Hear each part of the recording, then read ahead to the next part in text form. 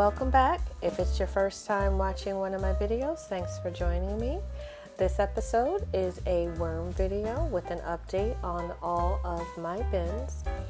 As is the norm, I am starting with my 2 regular totes. These totes are 14-gallon totes that do not have holes at the bottom. With these totes, I have recently restarted them from a migration style harvest, so there is a lot of cardboard material versus castings in here. My main concern with these bins is making sure that the material stays damp but not wet, and making sure that the worms are still happy and migrating through the material, breaking down everything that I feed them.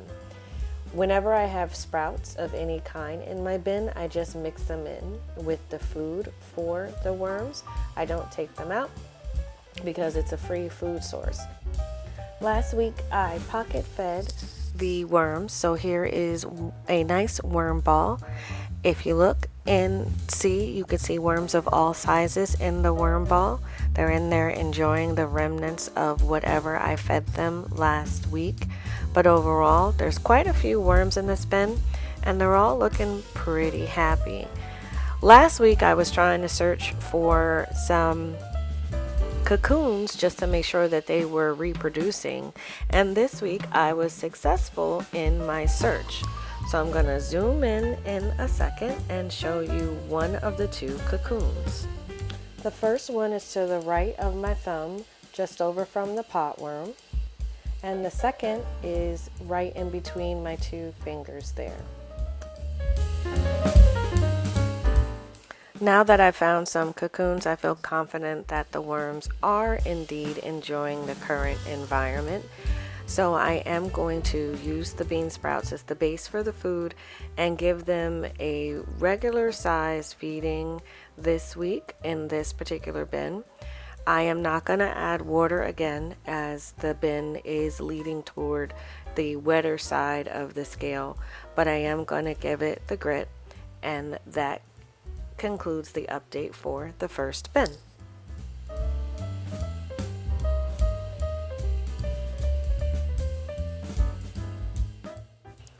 Moving over to my second regular tote. With this bin, even though on camera it doesn't look that way, this bin was a little on the wetter side than its sister bin.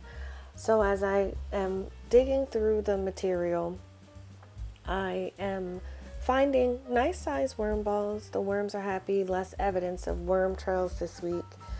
But I do want to minimize the additional moisture that I'm putting into the bin. And since there is quite a bit of cardboard in here, which is a food source for the worms, I'm going to give it a smaller feeding than the other bin and leave the bubble wrap off. I am still debating on whether or not I'm just going to take the lids off of these so they dry faster, but this bin was also in good health, so I just fed it up and finished this bin.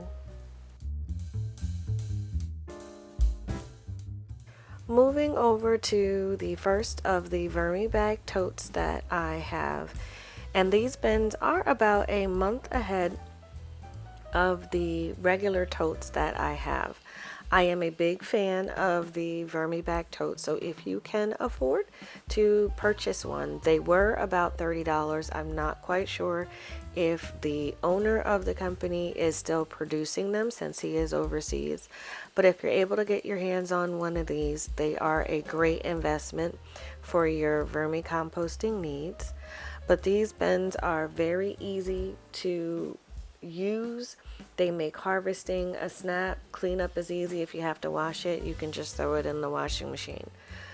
Now with these bins, they tend to be a bit drier around the edges. There is much more casting material in this than in the regular totes, and that's just because they are older. But the castings do have a great lightweight feel to them. They're not too heavy, they're not too wet, they are just the right type of consistency that I prefer. And in here I'm finding nice size clumps of worms as well as I did in the other bin. What's important to do with these bins is to dig all the way to the bottom. These bags hold a lot more castings than you would realize, so you want to make sure you go all the way to the bottom and fluff it and bring it forward, or else they'll get muddy towards the bottom. And last week I fed some apples and some other blended up fruit. The other material is gone, but the apples are still there.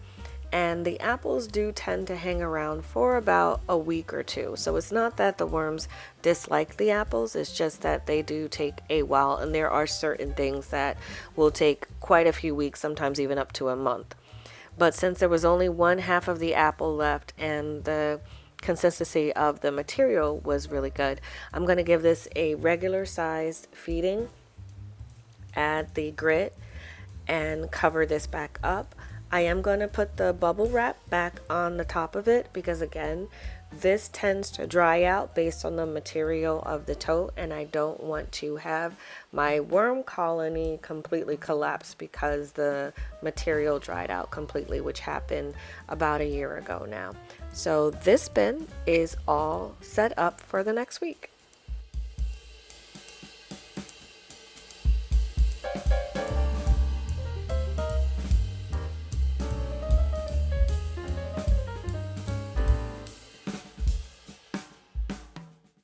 So my second Vermibag tote and my final tote style worm bin, it was a bit wetter last week, so I did not put the bubble wrap on top. And as I dig through the material, it did dry out quite a bit from last week. When I fed this bin last week, I also gave it just apple slices instead of putting in any other fresh veggie material because I knew that the apples were going to take a while to break down and wouldn't add a whole bunch of moisture in at one time. And from digging through this material, I definitely have happy worms. It's becoming more compost than material like the cardboard bedding and the cocoa core, and it did dry out quite a bit. Since I did have most of the food from last week in this bin, just like with the other bin, the apples were still present, I opted to give still a little bit more fresh food into it because I don't want the bin to dry out, but not as much as I normally would have. So here I'm just sifting through and picking out the food from last time, and the only food that is in this bin really is the apple halves.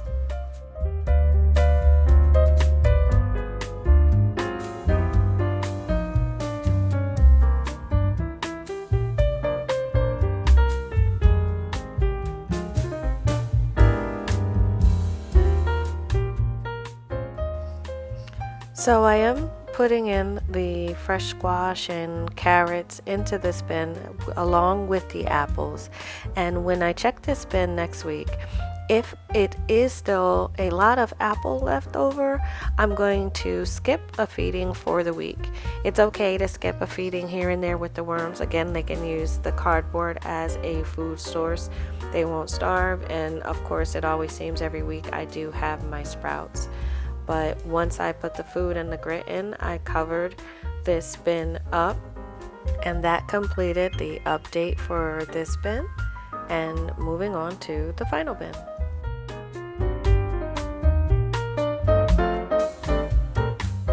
So my Vermibag tote, my only flow through system, is what I'm moving on to next.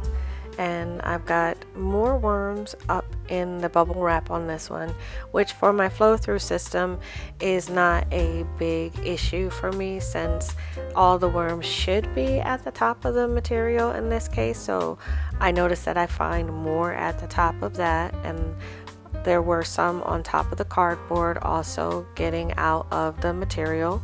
It could be just because the material might have been too wet. They might just have been coming up for air, but again, not too much of a concern because they weren't out and about on the actual material of the bin.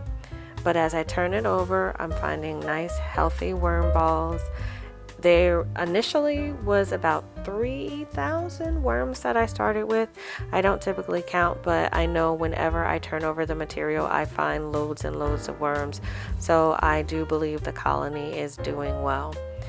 I didn't find any food on the first level that I turn over with my hand, so I'm going to give this bin a nice size feeding this time around. And I am going to wet this down as well, because I do want to make sure the moisture in this one does stay at a even level. And then I'm going to top this off with the grit and add the bubble wrap back on, and this bin will be all set.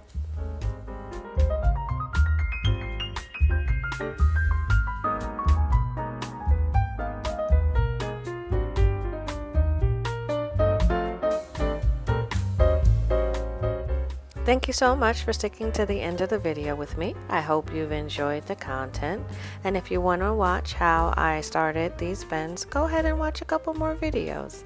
But thanks again for watching.